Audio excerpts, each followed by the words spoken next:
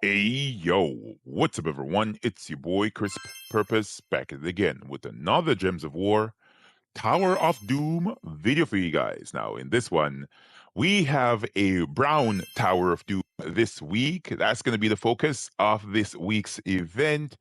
And let's take a look at this weapon right here. The event weapon is the Doom Satarel. That is the that is going to be giving you ×2 score for this event. So ensure that you have this on your team. You don't want to be entering into battles without this because you're going to be putting up less score for this brown Tower of Doom. So I'm going to be showcasing about 2 teams for this brown Tower of Doom, as well as a team for the Underspire for Khaziel, right? That's the event week for this week. So stick around. The teams are going to be following up right after this. And this is the first team for this brown Tower of Doom. So as I said before, the weapon that you need to have on your team is the Doom Satarel, right? This is a weapon that will deal magic plus 3 damage to an enemy plus 4 per tempering level. If they use brown mana, it will explode 3 brown gems. And if the enemy has a Doom, it will gain a quarter of my mana back. It also has Doomstone, Stunned, Striking, Rusty, and Chaotic in the weapon upgrades. As you guys can see here, I'm using it with a Mechanist hero class because I want to be giving my main mana generator a 50% mana start. As you guys can see on my class, I have Wind, Shield Set, Precision, Vanguard, Tactician, Mentor at Banishment, and of course armor plating for my usual setup.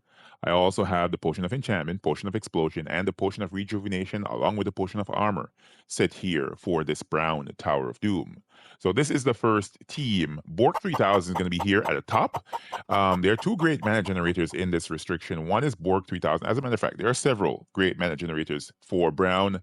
I decided to use brown Bork because it just works really nicely for what I like to do. Bork is going to be here destroying gems, and of course, he has skull damage reduction.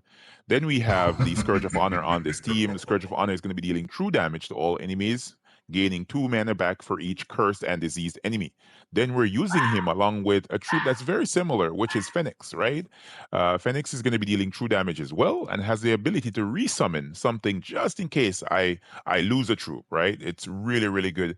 Keep you alive. He also has that final trait of Phoenix's Blessing. He will bless and enchant a random ally when matching 4 or more gems. And of course, that is the team right there. The banner on this team is the Eagle banner from the Stone Song Airy faction. So this is a +2 on brown, a +1 on yellow.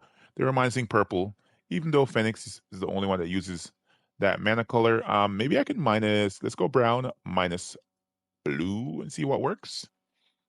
Yeah, maybe brown minus blue. That sounds good. So we could go down the route of let's see here. Yeah, let's do this one, right? We're gonna do the petrified banner instead. +2 on brown, +1 on red. Then we're minusing blue. Let's hop into a fight in this brown Tower of Doom. And let's see if we can get this one rolling here. So I want to make mention of this as well, that players need to keep in mind to get King Highforge from the from the event keys, right? It should be available for players, so definitely make an effort and see if you guys can get a copy or 2 of that legendary troop. He gives a 50% mana start to all dwarves, right? And the dwarf restriction is what we're going to be looking at for our upcoming guild wars. So keep that in mind. You want to try and get that as fast as possible, man. And have that one in the bag so you don't end up missing out on a pretty important troop. So as you guys can see, I'm blowing through the battles very nicely in this early part of the Tower of Doom. We have the unlock scroll in room number, what was that? Let me take a screenshot of this. No, I can't take a screenshot. Good God. All right, so that is unlock scroll in room number, which room is this? This was room number 3, right? Unlock is at room number 3. Let's go to the boss room right here for the doomed room. Let's blow through this fight. Then we're going to follow up with another team after this. Right? Let's see what we got. What we got. Let's go Bork. Now some big boy damage. And now for the final one. There we go. Phoenix, and along with Scourge of Honor, are very nice, right? Because Scourge of Honor does a negative status effect to the enemy team, while Phoenix does a positive for your team, right? Really good to see, really, really good to have. All right, so the second team is going to be following up right after this. And this is the second team for this Brown Tower of Doom. So the Gem Dragons, along with the Cosmic Dragons and, of course, the Floral Dragons, are some of the best troops to use in a Tower of Doom, right? So that's one of the things you might have in your bag of troops. Put them into this team, it should work fine. So, as you guys can see, on this team, we switched out the Scourge of Honor and, of course, Phoenix, and we went with a Cosmic Dragon, which is Eclipsis. This is the brown version. And of course, Garnetolin, which is the brown version of the Gem Dragon, right? So Eclipsis is going to be dealing AoE damage and, of course, converting brown gems to brown dragon gems, 10% chance for an extra turn, boosted by brown gems. It has that final trait of the power of Eclipse. It has skull damage reduction and spell damage reduction. So it's really good to have this on a team, for a Tower of Doom. So you don't die, you're pretty tanky, and you can just survive and kill out the enemy troops. Then Garnitolin's going to be at the back, in the third slot, I should say, because it has the Storm, which is the Song of Stone, summons a Dust Storm at the start of battle. It has skull damage reduction as well. And final trait is pretty good. The Garnet Aura, 2 magic to all brown allies when matching brown gems. Pretty cool. And if indeed a troop survives, you can follow up with a Garnet Cloud spell, dealing AoE damage to those troops. Then you will also convert brown gems to brown giant gems, and 10% chance for an extra turn, boosted by those brown gems. I really like this team setup right here. And your Borg 3000 might get spell ready a lot quicker, simply because you have that brown storm from your Garnetolin, assisting with the explosions and everything. As you can see, the weapon is still there. Let's hop into another fight. In this Brown Tower of Doom, we're going up against the Smuggler's Den here. All right, let's see what we can do here. Let's get Bork going. Very quick brown match should do it. And as you can see, all the troops are gaining more and more magic because of that final trait on the Garnetolin, along with the final trait on the Eclipses. It just works very well. Let's go down to room number 3 here, rush into this fight. And hopefully you guys had a good vault event. If you did, let me know in the comment section, man. Was the vault event successful for you? Were you guys able to at least try out the method that I mentioned in the video at the start of the weekend? Did you like that video? Let me know what your opinions are. If you haven't watched that video as of yet, the best kept secrets on the underworld, and how you can use your delve scrolls to procure more Nomapalooza verses. It's an excellent video. I hope that you guys enjoyed it, and that you shared it, let everybody in your guild know about that nice strategy, and you keep on trying it. You know what I mean? Getting more verses is going to be pretty cool, at least going forward, because I think that there are some big updates coming out for Gems of War. That's a fireball right there. That's not bad. All right, so we're at the 5th room right here. Let's see what we can do. Yeah, there's a lot of big things happening for PvP, I think, in the coming weeks or so, maybe in the coming months. They mentioned something about a Bastion system. I remember the devs mentioned something about a Bastion system for PvP, and I haven't heard any more words about it as of yet. But I think that it might be something cool, and I'm looking forward to it. I'm really looking forward to it. The more things coming into Gems of War, that makes the game more exciting. It's been around for 10 plus years. You know what I mean? So you really want to keep things fresh and interesting. So new inventions, new game modes are critical, so as to keep the game, feeling different. All right, so that is it for the battles for the Tower of Doom. A team for the Underspire is going to be following up right after this. And this is the team for the Underspire for Khaziel, right? So up front, we're going to be having the Mountain Crusher weapon. Really powerful weapon. This is the kingdom that it's from. Sometimes we forget that the Mountain Crusher is from Khaziel, right? So we all should know this weapon explodes brown gems, has a brown storm, really, really good weapon. 11 mana cost on this powerhouse. At the start here, I'm using this with the Dervish hero class simply because I want to make use of that final trait right there, right? This is the monstrous skin. It will give all monster allies 2 to all skill points on 4 or 5 gem matches. The setup for my class isn't so important for the talents, except for the storm aura and the lightning strike. Those are going to be very useful for this team. So as you can see, I have 2 copies of Lasher on this team. This is an elemental monster troop from the Kingdom of Khaziel. Really, really good troop. Sometimes overlooked, right? This actually hits 6 random enemies. I think the only other troop that hits this many times are strikes at enemy troops this many times is Mombasera. I'm almost certain. And Mombasera does a range of damage, and for a mythic troop, she's sometimes very underwhelming. But Lasher is actually pretty decent, right? With a dozen lashes spell.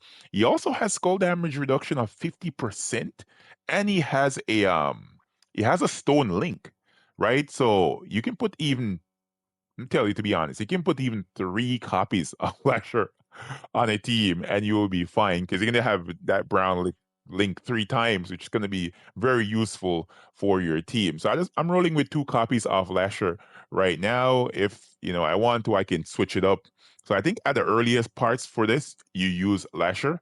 For the later battles, you can use Ares or Ares, you would say, right? This troop right here is gonna allow a lot of teams to go deep into this event, a lot of players, I should say, deep into this event because of how much damage that he really does to the first slot. And if you have 2 copies of this, you can just loop it over and over again. Like you cast one, you do the damage, you cast the other, you do the damage. And you can run this with the Construct Hero class, which is Geomancer, right? Because this is a construct troop, Geomancer will give this a 50% mana start. But in the earlier parts, as you guys can see, I'm running Lasher on this one. Let's hop into a fight here in Khaziel on the Spire and see if we can blow through this real quick to showcase it. And then we're gonna skedaddle, man. We're gonna skedaddle. I don't see anything that's important. Maybe I'll take a look at the Soul Forge, see what's there. Let's kill them out. So you see how easy it is in the early parts. It will get more difficult. So as I said before, you want to switch out Lasher and go for some other troop. Um, so as to hit a little bit harder. But I can tell you, Lasher can be very, very useful. One of the better super low rarity troops in the game. And let's empower. I didn't speak about the empowered troop here. The empowered troop is Gimlet, right? Gimlet is empowered, of course.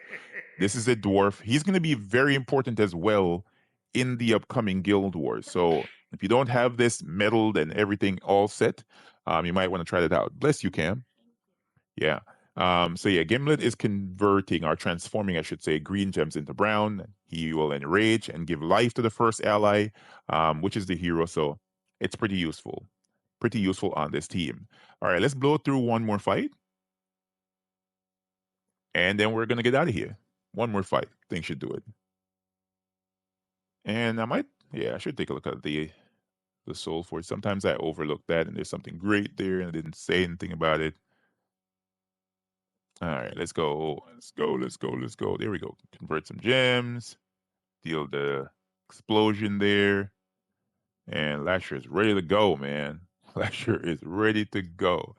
All right, man. So that is the team right there for the Underspire. At least at the start, Lasher followed by another Lasher, and then Gimlet Stormbrew is here for your empowered start. As I said before, switch around your Lasher later on to Ares times 2, and he will do amazing. As you guys can see, this is a week of Khaziel, also a week of constructs, I think. So I think all constructs and all Khaziel troops are getting 10% to skills. So yeah, keep that in mind when you're running through these battles. Are there any other damage dealers here that I think could be useful somewhat? What does this do? Eliminate all armor from an enemy and destroy all doom skulls. Destroy doom skulls. Necroshale. I never really actually used this in a team. Destroying doom skulls will cause an explosion. Okay. Interesting. Of course, keep in mind that this new troop right here, Paragon statue, is in the glory shop. I think you might want to grab this. It looks cool. I don't know exactly what the Shiny spell will do, but I'm gonna get it to shiny level 2. As you guys can see, I have it fully metaled and then shiny level 1. I'm gonna get that to shiny level 2 eventually. And this troop as well, Excavator, right? You want to get some good troops from here. You want to grab what is important. So troops like this for Khaziel is going to be very important. For dwarfs, it's going to be pretty important. Apothecary. So make sure you guys get this. Let me take a look at the Soul Forge here before I move on. And let me take a look. Let me take a look. Is there anything great and outstanding in the Soul Forge? War and Peace. Nothing in the weapon side. What about troops? What about troops? Aries is in event keys and in the Soul Forge. Not bad. Not bad at all. Ishtara, Trash, Queen of Sin, Worldbreaker. Worldbreaker. It just got buffed. Nothing great. What is this? Artima. Okay. Why does it look like that on the why does it look like that? Kind of weird. All right, man. That is it for the Underspire and the video for this week. If you guys and gals found this video helpful and informative, be sure to smash that like button, comment to let me know what you guys think, and I'll catch y'all next one. Peace.